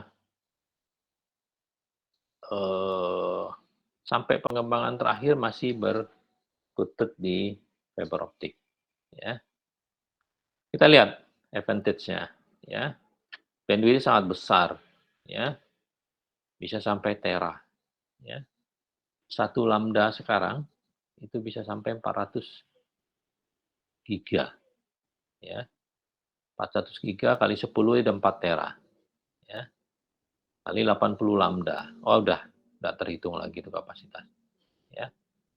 Kemudian imun terhadap electrical noise, ya, tidak akan pengaruh terhadap sinyal elektromagnetik, listrik, ya, kemudian magnet, kemudian frekuensi tinggi misalkan, itu tidak akan membelokkan cahaya. Cahaya akan tetap berjalan di koridornya, ya, di dalam media fiber optik. Kalau di luarnya ada tegangan tinggi misalkan, kabel power, tidak mengaruh. Makanya optik itu mau dijejer dengan power juga, waktu pemasangannya di bawah tanah juga nggak ada masalah, ya. Bahkan kabel PLN yang besarnya sebesar kaki kita itu, di pinggirnya itu ada kabel optik berapa core dipasang di situ untuk komunikasi antar gardu listrik, ya. Ada optik di dalamnya. Nah, itu berjalan berbarengan dengan tegangan tinggi listrik sampai SUTET itu apa singkatannya, saluran tinggi lah, gitu ya, tegangan tinggi, ya. Itu lewat di situ berbarengan, tidak mempengaruhi optiknya. Optik tidak mengganggu elektrik. Elektrik tidak mengganggu optik, ya. Sehingga tidak ada nomor 3 itu cross talk, ya, pembicaraan yang silang antara orang dengan orang lain. Kalau dulu masih ada, gitu ya. Kita lagi ngomong, tahu-tahu masuk orang lain, siapa lu? Gitu kan. Nyampur bertiga, berempat itu, cross talk. Itu namanya cross talk. Ya, sekarang tidak ada. Karena clear channel 1, channel 2, channel 3 sendiri-sendiri berjalan, ya. Kemudian reduce ukuran, ya, size-nya jelas lebih kecil, sebesar jempol kita itu udah 216 core, ya, udah sangat besar itu, ya. Kemudian resisten terhadap korosi tentu nggak ada, ya. Kabel sekarang ada kabelnya tipenya ADSS, tolong ketua kelas catat ADSS, ya. Disebar ke kawannya, cari tipe kabel ADSS, ya. Itu kabel yang tanpa ada metal sama sekali. Oh, dulu masih ada kabel itu sebelum dibungkus di luarnya pakai PE yang hitam itu, itu ada namanya lapisan aluminium foil, ya. untuk melindungi kabel itu, ya. Kemudian baru di luarnya PE, polyethylene, untuk yang warnanya hitam kita lihat biasa di luar-luar itu, ya. Nah, sekarang aluminium foilnya diganti dengan ada namanya bahan kertas saja cukup, ya. Karena nggak perlu lagi kuat-kuat juga sekarang. Ya.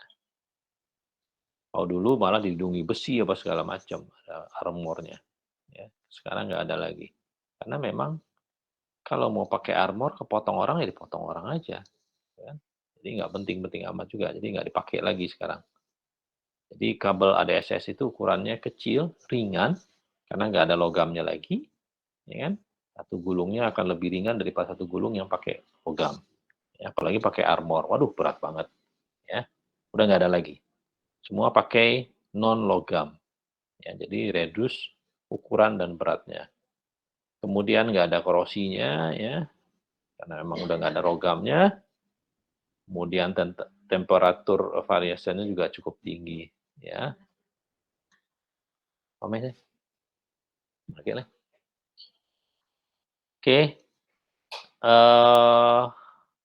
Mau suhu 40 derajat, 60 derajat, nggak pengaruh, ya. Bahkan dulu saya pernah pasang di daerah Medan itu ada namanya daerah Air Latong, ya. Itu suhu tanahnya 90 derajat. Kalian bisa bayangin. Korek-korek dikit, tanam telur, tutup lagi, tunggu sebentar, buka, udah matang telurnya. Ya.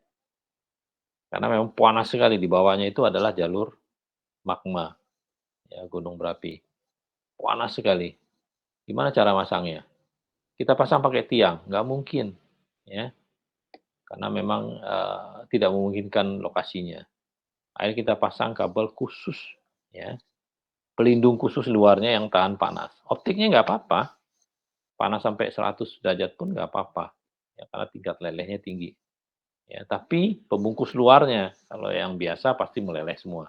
Jadi kita pesan yang khusus, ya, itu sampai sekarang masih bagus, ya.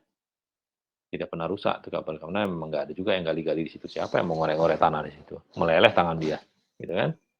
Dia pacul-pacul buat apa di situ? Itu tanahnya gersang, kering gitu ya.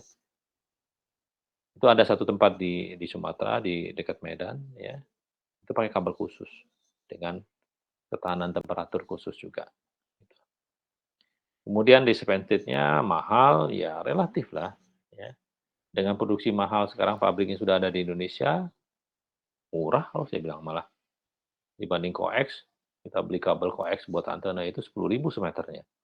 Yang bagusan 15.000 katanya. Ya kan? Ini Pak lebih bagus kabelnya, 15.000. Kita optik 24 core hanya beli Rp6.000 per meter, ya, dari pabrik. Jauh lebih murah, ya. Instalasinya lebih mahal, ya relatif juga, ya. Sekarang sudah umum, banyak banget vendor-vendor atau kontraktor-kontraktor yang bisa masang fiber optik, banyak, ya. Pertebaran seluruh Indonesia. Ya, punya vendor di Kalimantan, punya vendor di Sumatera, Jawa, Surabaya, Semarang, Malang, dan segala macamnya. Ya, banyak timnya di sana. Ya, mereka punya grup-grup untuk masang, karena segitu banyaknya orang yang masang fiber optik. Ya, apalagi yang ke dalam perumahan-perumahan untuk FTTH ke rumah-rumah. Ya, itu banyak banget. Ya, jadi instalasinya susah? Enggak juga. Ya, lebih relatif lah ya. Kalau mereka nggak tahu mungkin susah. Tapi kalau dengan kita kasih training ya mudah lah. Simple banget instalasinya. Dan efek ekspensif nggak juga, relatif. Ya. Sekarang untuk pemasangan kabel di bawah tanah itu udah murah, di bawah 100.000 per meter. Dulu zaman-zaman tahun 90-an itu masih 250.000 uang dulu. Kalau kita konversi ke sekarang berapa itu? Uang 250.000 tahun 90. Konversi sekarang mungkin 2,5 juta per meter. Ya, 10 kali lipat ya. Padahal sekarang kalau kita pasang kabel optik di bawah tanah, itu cuma di bawah 100.000 ongkosnya. Jadi murah karena sudah mudah. Alat-alatnya juga banyak, ya. Bisa dilakukan boring manual, boring pakai mesin, atau digali, tapi udah nggak umum digali sekarang. Biasanya boring pemasangannya. Jadi relatif lebih murah. Ya. Oke, sampai di situ. Ada pertanyaan? Minggu depan kita lanjut ke slide berikutnya. Ini agak panjang ceritanya ya. Kita akan mempelajari bagaimana penyerapan cahaya atau merambatnya cahaya di dalam satu benda. Ya, tentunya bendanya yang tembus cahaya lah, gelas, gitu ya, batu-batu yang tembus cahaya itu, ya, batu-batu cincin, gelas atau kaca biasa gitu ya. Jadi kita percaya seperti apa penyerapannya, modelnya penyerapannya. Silakan kalau ada pertanyaan sebelum kita tutup. Kita sampai 11:30 ya.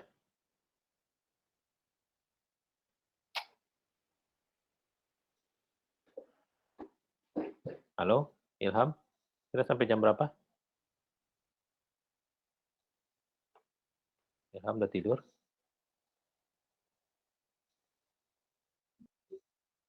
Oke.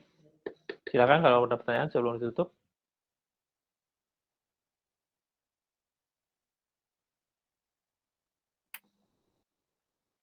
Kalau nggak ada, kita tutup kelas hari ini. Terima kasih.